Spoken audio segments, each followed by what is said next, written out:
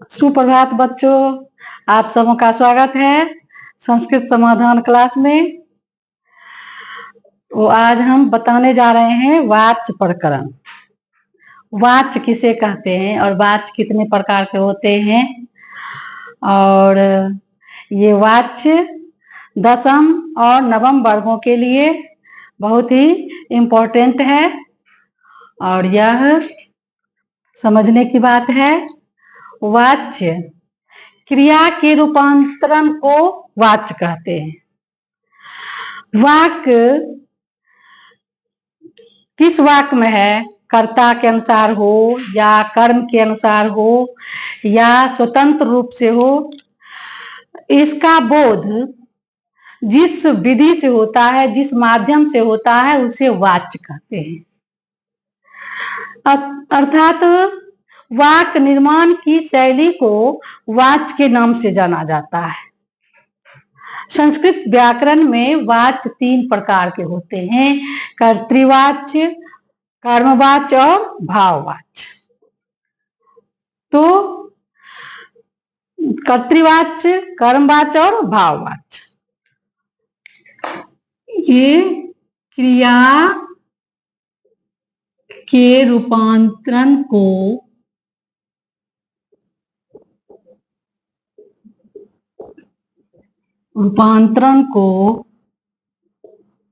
वाच्य कहते हैं। वाच्य कहते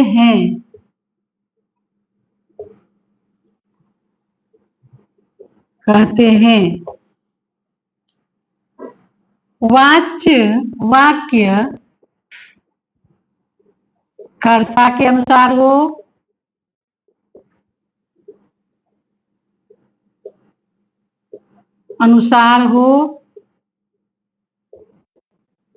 अथवा कर्म के अनुसार हो,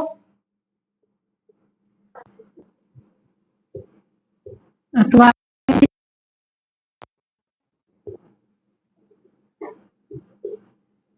हो या स्वतंत्र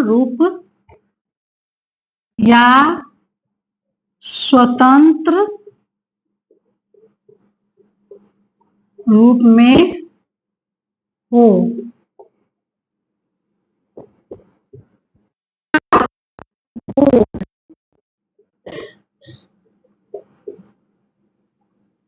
जिस विधि के माध्यम से हो, जिस विधि के माध्यम से हो,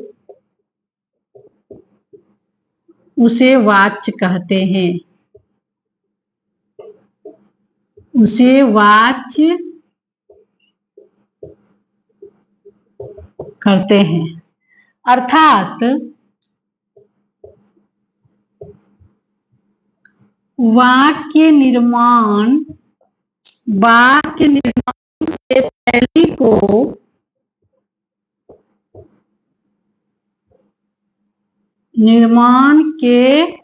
शैली को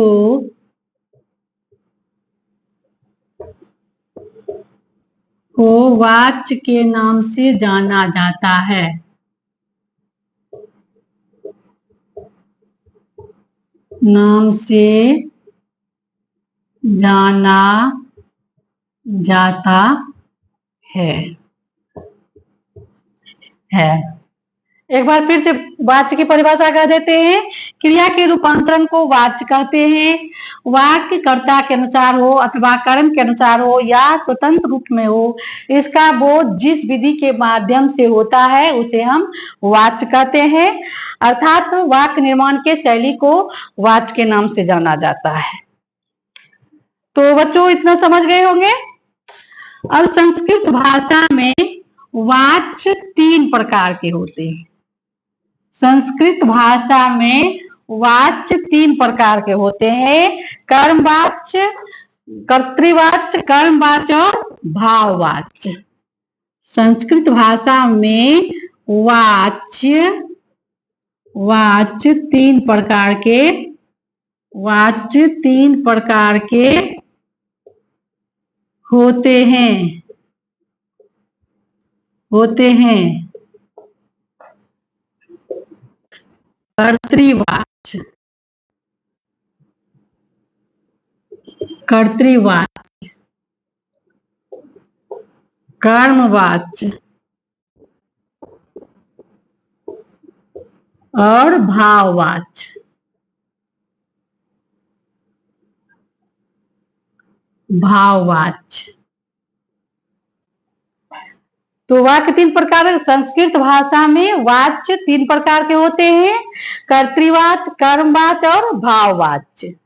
तो ये भेद समझ गए। अब इसका हम बारी बारी से उल्लेख कर देते हैं। कर्तृवाच्य, कर्तृवाच्य का परिभाषा है कि जिस वाक्य में क्रिया कर्ता के अनुसार हो और यह सकर्मक और अकर्मक दोनों क्रिया में होती है, और इसका लंग लकार में, भूतकाल में इसका लंग लकार में प्रयोग किया जाता है, और अत्वतु प्रत्यय से क्रिया में वक्तवतु प्रत्यय लगाकर वाक्य बनाया जाता है। तो कर्तृवाच्य का परिभाषा है जिस वाक्य में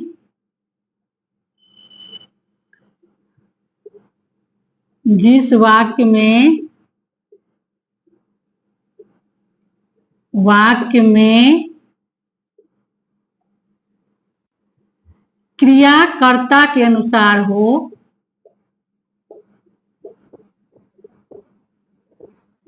कर्ता के अनुसार हो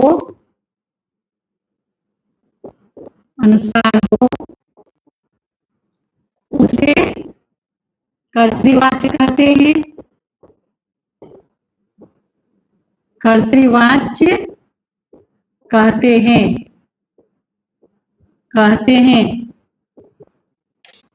और इसमें कर्ता की प्रधानता होती है, और